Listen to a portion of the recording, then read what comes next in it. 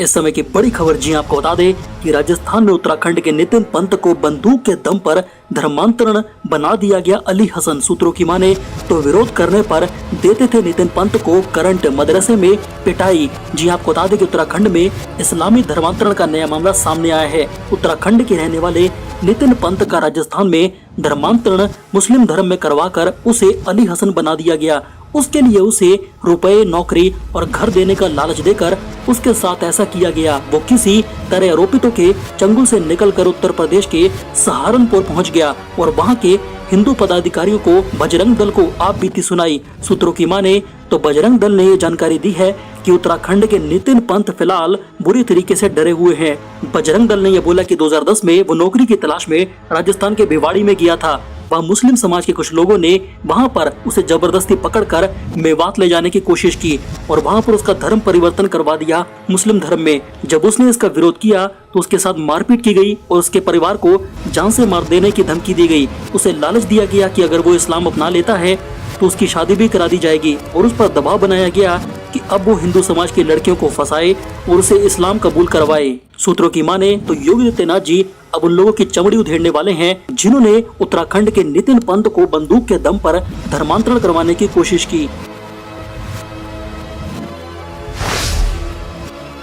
चलिए बात करते हैं अगली बड़ी खबर की। जी आपको बता दें कि Punjab and Maharashtra cooperative bank यानी कि पीएमसी, यस बैंक, इसके साथ ही लक्ष्मी विलास बैंक बैंकों के परेशान ग्राहकों को मोदी सरकार ने बड़ी राहत दी है। सूत्रों की माने तो केंद्रीय मंत्रिमंडल ने आज हुई बैठक में DICGC एक्ट में बदलाव की मंजूरी दे दी है। अब इसके बारे में बिल को संसद में रखा जाएगा। इससे किसी भी बैंक के डूबने पर बीमा के तहत खाताधारकों को पैसा 90 दिन के भीतर मिल जाएगा। वित्त मंत्री निर्मला सीतारमण ने कैबिनेट बैठक में हुए फैसले में इसकी जानकारी दी है। प्रधानमंत्री मोदी जी की अध्यक्षता में होने वाली कैबिनेट की बैठक में deposit insurance and credit guarantee corporation act में संशोधन को मंजूरी दे दी गई है। इस बिल को संसद के मॉनसून सत्र में रखा जाएगा। इसके मंजूर होने के बाद किसी बैंक के डूबने पर बीमा के तहत खाताधारकों को पैसा 90 दिन के अंदर मिल जाएगा। उन्होंने ये बोला कि इसके तहत कमर्शियली ऑपरेटेड सभी बैंक आएंगे, चाहे वह ग्रामीण बैंक क्यों ना हो।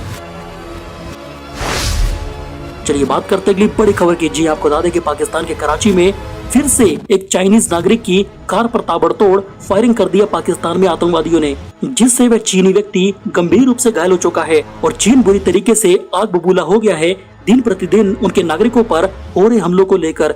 ये घटना 9 चीनी श्रमिकों के मारे जाने के 2 हफ्तों बाद आज हुई है, जब विस्फोटक के द्वारा चाइनीज बस पर हमला कर दिया गया पाकिस्तान में। बता दें कि 14 जुलाई को पाकिस्तान के उत्तरी हिस्से में एक बस में बम धमाके में 13 लोगों की मौत हो गई थी, जिसमें सभी के सभी चाइनीज नागरिक थे। सूत्रों की माने तो ये बस चीनी इंजीनियरों को लेकर दसू बांध की साइट पर लेकर जा रही थी पाकिस्तान में। इसी दौरान धमाका हो गया पाकिस्तान के आतंकवादियों द्वारा। सूत्रों की माने तो जिस चीन ने पाकिस्तान जैसे आतंकी सांप को पाला पोसा भारत के खिलाफ बड़ा किया, आज वही चीन के लोगों को पाकिस्तान में मारने में लगा हुआ है, जिसे चीन अब बुरी तरह से पाकिस्तान पर भड़क गया है।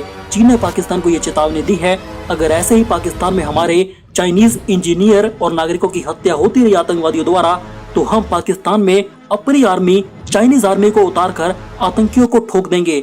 फिर पाकिस्तान मत रोए।